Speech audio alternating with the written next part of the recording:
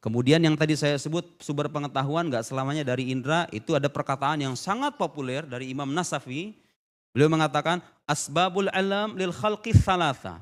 Sebab pengetahuan itu atau perantara lahirnya pengetahuan itu ada 3. 1, pengetahuan indrawi, al-his atau al-hawasus salima. Kedua, al-khobar sodik.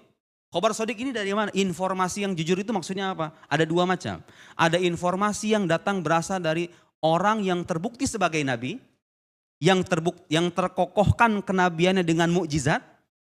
Itu khobar sodik. Nabi kan gak mungkin bohong, karena dia kan dari Tuhan. Masa Tuhan berbohong? Kira-kira begitu ya.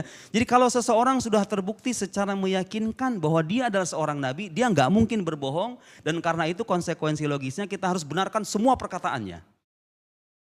Ini penjelasan ilmiah dalam epistemologi. Ya, kemudian ada pengetahuan rasional. Nah, ini sebetulnya kalau kita elaborasi lebih dalam bisa jadi satu seminar tersendiri. Dari mana maksudnya? Sekarang itu banyak orang-orang yang suka mempertentangkan antara agama, filsafat, kemudian sains gitu ya.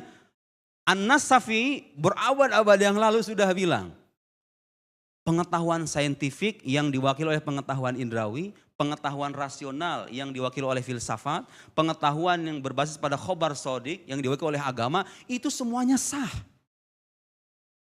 Yang bersifat pasti dari semua pengetahuan gak mungkin saling bertentangan.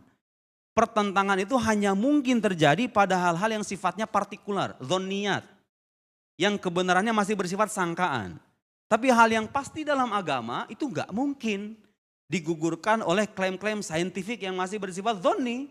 Atau sebaliknya, ada tafsir-tafsir keagamaan yang sifatnya dhonni itu gak bisa membatalkan penelitian saintifik yang bersifat pasti. Ini luar biasa ulama kita itu. Tapi mereka tidak mengeksplisitkan ini filsafat, ini agama, ini sains. Coba itu ya, An-Nasafi. Saya dulu kuliah di Al-Azhar, Pak.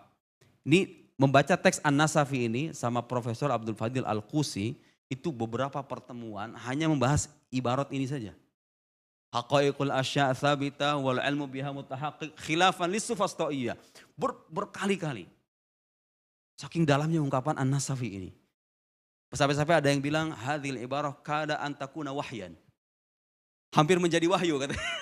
Saking dalamnya An-Nasafi.